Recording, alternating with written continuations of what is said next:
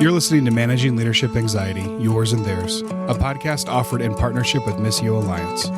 Each episode, we discuss internal and relational pressures, how they block effective leadership, and how we can move through them to a greater health. And now your host, Steve Cuss. All right, friends. Hey, welcome to a fresh episode. You know, as many of my listeners know, sometimes I do a solo episode, sometimes I have a guest. Today's kind of a fun hybrid. Mrs. Cuss is here. Hey, everyone.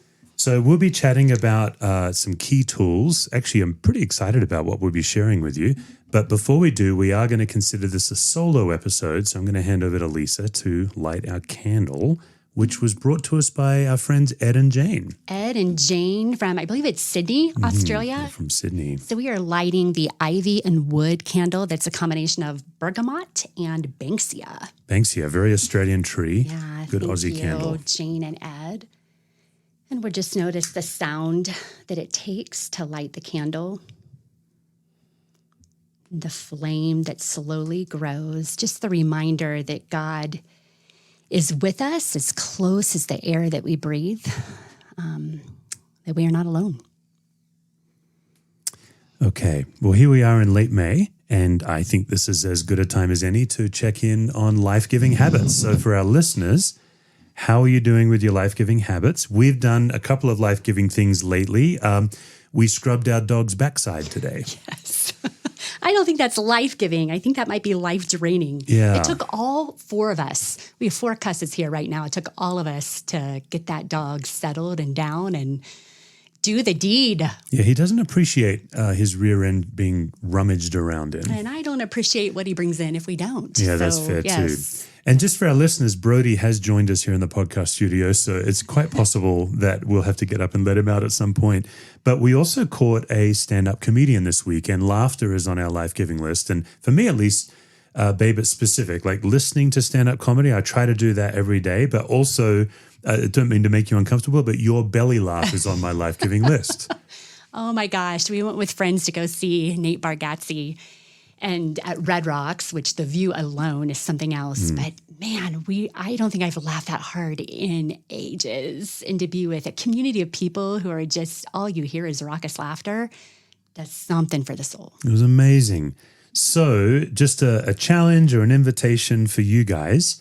What we encourage is to do some life-giving habits every day, and they can only take 30 seconds to 2 minutes. I try to practice 12 to 15 habits a day if I can. And most days I get that done. And then the second thing we encourage you to do with life-giving habits is to calendar them, because some of them take money and time and planning. And even today, we were chatting about later today what we want to do as a family. Yeah, just to get out and take in the beauty and move and, yeah, enjoy together. All right. Hey, let's get right into the tool today. And this one I'm really excited about for a few reasons. You and I have been talking about this way of thinking for a while. And it's also what I've got. I've got like half a chapter on this in my next book. So I'm excited about that this will be coming out for us to consider. And what we're calling it is our precious belief versus our deepest core belief. One of the things I feel like I'm infamous for is I don't name my tools very tightly. More of a description really than a name. But it's kind of become who you are. It's kind of become part of my, shall we say, brand. So your precious belief versus your deepest core belief. The simple idea being that we have these deep core beliefs and we have these precious beliefs, and sometimes they're in competition with each other. I know in my case, because I grew up unchurched and I converted into Christianity, and then because I, like you did, Lisa, I went and did vocational study for ministry at a college level, at a master's level, 25 years of vocational ministry for Jesus. I just assumed that Jesus was my deepest, most core belief. Yes. And of course I would assume that. I've given my whole life to Jesus. And what I discovered a few years ago is, in fact, there are many times in my life where the way of Jesus is not my deepest, most core belief. It is, however, my most precious belief. It's what I value the most, but I lean on my other beliefs without sometimes realizing it. Right. Because somehow it's ingrained in you. It reminds me that at some point, that's how we live life and we're okay. But we get into habits and assumptions and, these beliefs that it's what we feel like we need or have to do in order to earn something. Yeah. Almost. Yeah. And so I spent most of my adult life struggling to believe that God loves me particularly. I believe very comfortably that God loves you and that God loves me generically. And what helped me to realize that is, oh man, I have these beliefs that are not true, that are superseding or blocking or getting in the way of the gospel of Jesus. And so I went on this journey. I know you've been on a similar journey. So I thought what would be helpful for our listeners is just to maybe share some of our, just a couple maybe of our own deepest core beliefs. But I guess before we share the specifics, I guess what they have in common is they are assumptions. Right. And they're also what we depend on whether we realize it or not. Yeah, it's almost like a more common term is false beliefs. Sure. I think that people are probably more familiar with, which is great to name, but then if we don't look at the difference between what our false beliefs are and what the Lord is calling us to lean into or believe instead. Yeah, I think for me, we've been talking about this, and I don't think I really thought about this until my early 40s. And it was the first time that I wrote my spiritual story, kind of life narrative through a spiritual lens. And one of my mentors, I was really struggling with it. And one of my mentors said, how do you know that you know in your core of who God is? And I was like, how do I know that I know in my core? And it took me a long time to think about that. And so I think for me, one of my core ones is that I have to do, and I'd say almost nearly perfectly, to be enough or have worth. And so that's something that I keep running into. And it worked as a child, it helps you really get out of there, get out of your shell. It helps you be a blessing to other people. And you get accolades for it. And it just reminded me that, man, those things we do as children is so great. We get accolades for. And then over time, maybe for me, it's how I felt like I had to be in order to be enough or okay. Yeah. Yeah. And I think for me, similarly, one of my, I mean, sometimes these deep beliefs can be very personal and vulnerable. And I also think sometimes they can be freakishly everyday. Right. So for me, figure it out on your own. That would be a core belief of mine. Just figure it out on your own. Yes. So I'm just not prone to ask for help. Yep. I'm prone to not express need to somebody else. Yep. And on the one, it's interesting when you hear that, like there are some good attributes to figure it out on your own. I tend to be pretty proactive, but then of course these core beliefs, they start to get in trouble when we compare them to the gospel. So what comes to my mind is, I believe I have to figure it out on my own. The Apostle Paul says, now we are the body of Christ and everyone. Right. And one of those feels like relief and the other one feels like pressure. Yes. So over time, you kind of learn to feel your core beliefs that are blocking the gospel. Yeah. Now, a deeper one for me would be that at my core for years, I didn't feel like I was worth loving. So I always had to perform or produce in order to be approved. And now that's a much more tender one or much more dangerous belief, I guess. Yep. Yeah, so when we think about our core beliefs, I think what happens is because God is invisible, God's presence is just much less tangible to us than it was to many people in the Bible, or God's presence is sometimes less tangible than our core beliefs that got us through childhood or something like that. And I think that's why they're so entrenched. Yeah,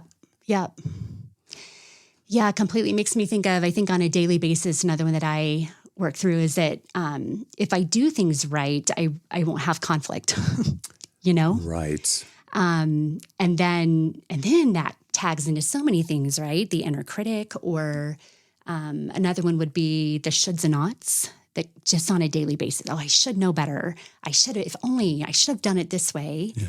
And then even just remembering that, that there's no promises, and God is there and community is there. Hard to remember. Yeah. So one of the things that we're working up for people is, how do you identify a core belief, and then how do you measure it? And I'm going to just talk in this section about how you measure a core belief, because I have come to the conclusion that it helps us to look at that we don't believe a gospel, we believe a lot of gospels. Mm-hmm. And so if our core beliefs are gospels, the idea is, what if we were to recognize that there are many areas in our life where we don't believe in Jesus?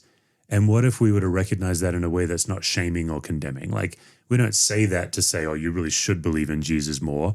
It's more of a invitation to let the gospel of Jesus flow deeper into your life. And so these core beliefs, what we're going to encourage you to do, listeners, is think of these core beliefs as gospels that you put your faith and trust in. So when you were saying, Lisa, if I do it well enough, there won't be conflict, there's also a belief there about what conflict is. Right, for example, or like, what it means. Yeah, what it means about you, what it means Yes. about God, what it means about the world. And therefore, I have to do all these things in order to never have conflict, because conflict is blank. Yeah. It's interesting to think through that. I think for me, conflict means rejection and abandonment. Yeah. And so if I can avoid that at all costs, then I'm going to be okay. And you're right, leaning into that. What do I believe about myself? That if I have this, then I'm going to be alone. Yeah. And it's really not true. Yeah. And for me, love is connected to productivity.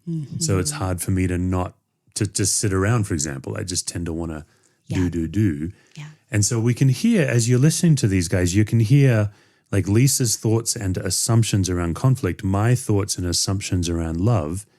And the fact is they're not true. What's interesting is so often we can hear the false belief in another person and not always hear it in ourselves. It's hard to find your own assumptions, I guess. Yeah. It's really hard. And I think I like what you were saying too about there's an invitation when we look at our precious belief. If God is always with us, then there is an invitation for something there. There's an invitation that we don't have to be alone, or there's an invitation that we don't have to overdo to be loved. There's a place to rest. There's a security. That's good. Yeah. So a couple of things here, folks, is what you can do, and oftentimes you need a group to do this with, is you can actually map out your core beliefs through three things. And I'm really sorry they all start with the letter P. We're heading back to 1990s preaching here. Every belief has a path that it puts you on. That's the first P. The second P is a promise that it's offering at the end of the path. So every belief you has puts you on a path that says you have to do this thing, and then it offers a promise. But the promise, it dangles like a carrot at the end of the path. It's like, you have to do this thing, and then you will get this thing. And then the other P, the final P, is payment. So every gospel or every belief we have has a path, a promise, and a payment. And this is where we have really discovered how quickly it can clarify the gospel of Jesus versus the gospel of our false beliefs or our core beliefs. Yeah. So for me, I'm also prone to conflict avoiding because I believe if I speak my mind, I will lose the relationship. Therefore, I have to withhold what I really think to get the promise of what I think is a true relationship, which is really a false relationship. And what gets really interesting is I'm always paying in that scenario. You're always withholding and not sharing. Yeah, or worrying or overthinking. I'm certainly not being my full self. And then what we teach in this is out of every gospel ever, there's only one gospel where the God does the paying and the human gets the benefits. So the other thing we teach is if you think of your false core beliefs like a God, then it helps you to realize how much you're paying to appease the God. So we kind of use like ancient Near East language when we talk about the Egyptian God system, the Roman Empire God system. One of the things we're suggesting is that your core beliefs about yourself, about conflict, love, acceptance is also a form of a God. Yes. And it's making you pay. Yes. Yeah. I wonder if you'd be willing to share some ways that you pay when you're out of conflict or struggling with that. Definitely I pay by worrying. I live in an anxious state, so my body pays. Like I feel when I'm in conflict, I don't know how long it's going to last or what the end will look like. My gut, my gut hurts. Sometimes I can't eat or just feel sick. I can't be present with other people. And then because, it's taking over. Spinning. Yeah. So then it just perpetuates the cycle of feeling alone, So yeah, I think both with emotional energy and physical energy, I pay by being drained. Yeah. Yeah. Yeah. And then the other idea we have for everyone, guys, is that the promise, it's like you never get it. Yeah. So like whatever your belief says you will get, I know in my case, it never shows up. So I'm usually promised peace or acceptance or something like that. Mm-hmm. Or even if I get it, it's really fleeting. Right. So maybe I produced well and someone patted me on the head and then I wake up the next day. Yes, and there's still something else. Yeah, there's more. Yeah. And so we encourage folks to relax into the presence of God by letting your precious belief flood in and infuse and infect your core false beliefs. Yeah. Yeah. That's really good. I think one of the tools that I would do really tags on to that, and that just spending some time being able to think of a time when you were able to relax into the presence of God. And it can usually be divided into 3 categories. It's like, who were you with? Some of us relax in the presence of God on our own, and that's where, that's what we need, to refine it. Some of us need to find it in somebody else. I mean, I'm aware as we talk about all of this that for our listeners, maybe not everybody immediately finds relaxation and peace in the presence of God. That sometimes for some of our listeners, it could be that some of the harm that's been done to them might have been done in the name of God, It's a really interesting idea. You're suggesting, or I think you're giving us permission to say that you might feel safer around a human than just with God, and that's okay. Yes. And by safe, of course, we mean feeling seen, feeling heard, being able to be refilled and refueled so that we can go out and be who we are, So yeah, it's interesting that either it usually takes place either with God, with a person, or in a place type thing, or with an activity in a place. And that if in the moment when you're realizing, man, I am the opposite of peace and relaxation, but really more peace in myself and in who God is, that maybe I need to go to somebody else and that can help bridge, the peace I find with somebody else can help bridge and connect me more with God. Or maybe there's a place that you need to go first, and that will remind you that I can let my guard down and God is there. And so with that tool, it's like if you can remember a time that you felt that way, it's noticing, it's in pausing in that. And a lot of us have an image of what that looks like. So for me growing up, I loved summer camp. And there was a specific log at summer camp that we had that overlooked just kind of this vast prairie. And I would go sit there, and I know the feeling of it, on my bum. And I can see like the beauty out there. Camp was a thin place to me where I felt very connected to God. And it's a place where I have just envisioned that Jesus would come sit beside me and look at me in my eyes and say, how are you doing? And it felt really connecting. So when I can bring back that place, it brings a calm, over my whole body and a sense of, whew, he is here. And this that I'm worried about is still there, but I'm not in it alone. Yeah. So we're talking about 2 related things here, guys. We're talking about learning to analyze your beliefs so they go from subconscious to overtly known. And one simple way to analyze them is try to figure out, what path does my belief have me on? What is it telling me I must do or be to be okay? Yeah. And then try to get clear on what promise is it offering, and is it paying off on the promise? Is it good for its word, or is it lying to you, which a lot of my beliefs do?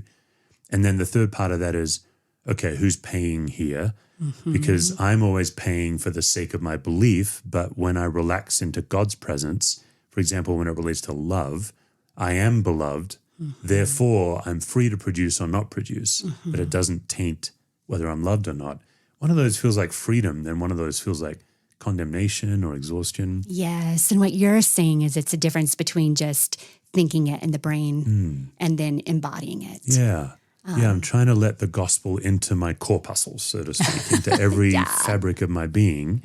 Yeah. And then, Lisa, what you're encouraging us to do is to actively locate the people and the places and activities where we feel connected to God. I think it's fascinating that might be first with humans before solitude. For some people, solitude is wonderful, and for some it's overrated or it's worse. I remember, because I used to go on these solitude retreats when I was a lead pastor. If you remember, I'd get away and study. And I remember pushing one of our staff members to do that. And he has quite a harsh inner critic. And for him, solitude was just him and his inner critic condemning him. Like, it was terrible. Yes. And so that really gets to your point. Yes, so that what works for one doesn't automatically work for the other person, and that it's important for us to find, how do we get back in? I mean, God created us to be connected to one another and to him. And so if there's an avenue of place, of people, or of God, and sometimes all three of those combine in a very beautiful way, where we can embody this precious belief that it's not just something that exists in our head, but it's something that we feel in our core. We're flooded with it. Yes. Yeah. Yes. Okay, before we kind of take a little musical interlude for folks just to have a think about this, I love the way you talk about being safe, walking into a room, our radar is up. Just give us a little taste of what that's like, because as we're chatting, I feel like that's connected to all this. Yeah. Yeah, that for all of us, we have this amygdala and just this whole part of our brain that is constantly on guard, that is, we don't even realize it's happening, but it's checking to see if we are safe enough to show up as who we are in any setting. So when you walk into your church, you're actually at work figuring out from people's expressions, from the music that's playing, from the smells that are there, from what you did yesterday, and then here you are in a church building, like, am I safe enough to be me and who I am, or do I need to hide, or do I need to only show part of myself or maybe act differently, right? It happens when you go to the grocery store for teens, for kids. It happens as soon as you walk into that school building, right? And it's constantly a radar going on. And so when we see in the expression of somebody else a sense of joy, like it's almost like we're constantly looking for somebody else who's looking for us. It's just part of how we don't even realize it's happening. So when we see in somebody else a sense of being known, like even for our junk and okay, when we sense laughter around us that we can join in on, for some people, beauty, really does that as well. That there's something that happens in our body to where we can relax into the truth that we are connected. We can connect with our self. That means we can think and feel, We can feel connected in relationship, and then we can also more easily have a sense that God is with us, and we can look at our connection with God. Yeah, as well. So just say that sentence again. We're looking for... You know what? I feel like that's somebody else has said that. I don't know who. So credit to somebody that we... How's that? We live our lives looking for someone who's looking for us. I believe Kurt Thompson I said think that is a Kurt Thompson quote. Yep. I think it's in my next book. I think I've got a chapter title where it's something like that. Yes. So we're looking for someone who's looking for us. That's fundamentally what we're talking about with precious belief versus core deepest belief. Yep. Is our core deepest beliefs, they're well-meaning, but they're trying to protect us from vulnerability and harm. And they also, therefore, unintentionally block us from the God that is looking for us, right? Like that's That's what I think of when I think of that, is the reason we do this work is so that we can actually be vulnerable and exposed in God's presence. Yes. Look for God, discover that God's been looking for us, relax into the grace of God.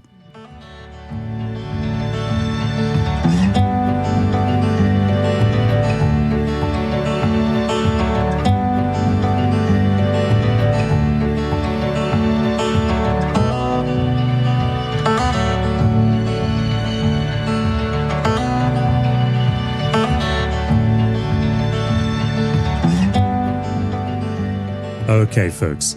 Hey, coming up October 2nd through 4th, both here in Thornton, Colorado, but also live streaming and on demand, we are hosting the Unlocking Faith Conference. And the whole point of the conference is everything we just talked about. It's all about unlocking these core, false, deepest beliefs that we may not even know we have. Some of them are conscious, some are subconscious, and giving you some keys to unlock those beliefs so that the good news of Jesus can flood deeper into your life. We've been excited about this conference for a while, and it's pretty wild, Lisa, because on our personal life, we've had so much going on that we're just now talking about it more actively, this conference, but we're flying in a guest speaker. Tell us about our guest speaker. Yeah, so we're having Chuck DeGroat come in and join us. He'll be giving us a keynote. I think my favorite thing about Chuck is that he can vulnerably talk about the hard to the point where someone can deeply connect and find their own story, and then just open you right up to the unbelievable grace and love of God. He's done so much work on narcissism in the church. Is, seasoned believer in his own story from trauma and loss, and then resting in who God is and what that looks like very tangibly on a day-to-day basis. He's also a Parts of Self guy. I think I found him on Twitter, but you had already known about him when I found him on Twitter, and you're like, oh, Chuck DeGroat, Parts of Self. Yeah, so Chuck also does internal family systems, which looks at those parts of us that show up that so helped us survive and be okay at one point in our life. And then now are just don't know that they can relinquish, and that we have other tools and resources, or that we're older and end up just getting in our way from, being able to grasp onto these precious beliefs. Outstanding. So we have Dr. Chuck DeGroat coming. Lisa is also speaking. A couple of therapists. We've actually got 3 therapists coming to speak. We do, at don't this we? one with Jill Gullahorn Phillips. Yes, marriage and family therapist. Marriage and family therapist, yeah. But Chuck and Lisa will both be bringing themes around trauma, attachment, and parts of self, all designed to help you unlock a core belief and let a precious belief flood in. I'll be speaking as well. I'll be really laying out the nature of beliefs, how they operate, and just how to locate them, because that can be tricky to do, is how do you actually locate them? But we also have Jill and Andy Gullahorn. Some people know Jill by her maiden name, Jill Phillips, because before she was a therapist, she was this phenomenal singer-songwriter. Yes. I think my favorite song of hers is I Am. Oh, man. Yeah, brings me to tears every time. Great song. Yep. And Andy Gullahorn, also a singer-songwriter. Yes. They happen to be, this is one of the fun things of running a conference, you get to bring in the people you love. Yes, and Andy and Jill are 2 of my all-time favorite singer-songwriter vocalists. Yeah. They sing together, they write separately, they write together. Yeah. But also, so they'll be bringing a lot of music for us. We really think that beauty and music is a huge piece of a conference. We think fun is really important, playfulness. Andy will bring the laughter. Yeah, Andy is hilarious. But these guys also, they'll be putting down their guitars, and they'll also be sitting on a panel because they have a huge depth in Enneagram, recovery, marriage and family therapy. So Jill and Andy will be speaking. And then we have a couple of people that probably most people don't know about, but we know really well. These are dear friends and capable life trainers. Tell us about Renee Loring. Yeah, so Renee Loring is a dear friend of ours and has been on staff at church with us at Discovery for years. Yeah, like 15 years or something. Yeah, she's old. She is training as a spiritual director and also is going back to school for social work as well. And just a powerhouse in grit, resilience, walking the hard, and continuing on the journey of finding out the truth of who God is. and what that means for us. Yeah, Renee and our other speaker, Jimmy Carnes, these are two of our Capable Life trainers. So some of you, if you've ever hired a coach from us, you may have met them already. If you're members of Capable Life, you probably know Renee. Yep. Sometimes when Renee, because Renee hosts a monthly Zoom on Capable Life for our members, and occasionally she's out of town and I'll jump in and host. And I've had several of the people say, we kind of prefer Renee. Like, no offense, but we like Renee. Yeah. Because what Renee and Jimmy Carnes have both done is they've taken these tools and they've really in many ways improved them or put their own spin on them. And I love the way Renee teaches differentiation of self, but also her attunement to spiritual direction. That's really what she's going to bring that is unique to Renee. Yeah. And Jimmy Carnes has done, I think, unique work in Enneagram and the way we orient toward God. Yes. And the way we see God orienting toward us. Yes. So Jimmy will be bringing some Enneagram lenses to help you unlock, if you already know your Enneagram number, but even if you don't, he can help you with that. But just really understanding, how does my posture to God help and hurt my precious belief in God? Absolutely. And when I think of that with Jimmy too, I mean, he does it with such invitation that, he knows how crushing shame can be, when we look at these things. And so, it just comes with this grace and truth. Yeah. Yeah, we just hosted an intensive in our house last week. We had 8 people flying in from around the world, actually. Yeah. Shout out to Ed and Jane and Roger, who came all the way from Australia. All the way, yeah. Amazing. And we should also shout out to Zach, who made it all the way from Kentucky. Yes. Another foreign country, Zach. And brought the y'all. Yeah. Y'all. I found myself saying y'all a whole lot more this week. Yeah. But we worked closely with Jimmy that week and just got to see again up close, his insight and his kindness that pours out. And his clarity. Yeah, right. Yeah. So Unlocking Faith Conference, you can find it on stevecusswords.com. You can find it on capablelife.me. We are in the early bird ticket season and it ends June 30th. Prices go up June 30th. We have a handful of seats here in Colorado, so you might want to fly in and join us in person. It's from Monday morning till Wednesday at noon. Or you might want to join us by live streaming from wherever you are.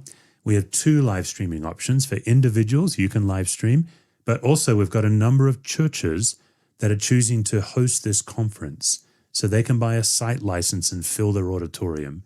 And we've got professional live streamers running this whole thing. And then, of course, for many of you, you can't join us live, but you can buy the live stream ticket, and that allows you to get all those videos on demand.